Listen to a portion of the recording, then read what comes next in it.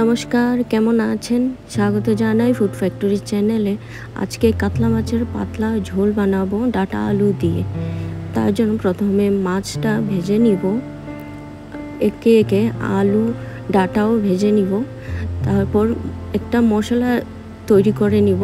তার জন্য কাঁচা লঙ্কা, পেঁয়াজ বাটা, তারপর জিরে গুঁড়ো, হলুদ গুঁড়ো, নুন মিশাবো। একটু কড়াইতে তেল গরম করে শুকনো লঙ্কা, জিরে ফোড়ন দিয়ে মশলাটা কষিয়ে নেব। তারপর পরিমাণ মতো জল দিয়ে ওটাকে ফোটাবো। ফোটানোর পর মাছ ঢেলে দিব। তারপর ডাঁটা আলু ঢেলে দিয়ে কিছু সময় রান্না করব। তারপর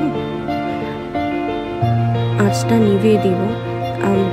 এভাবে আমাদের পাতলা কম মশলায় তৈরি হয়ে যাবে কাতলা মাছের ঝোল।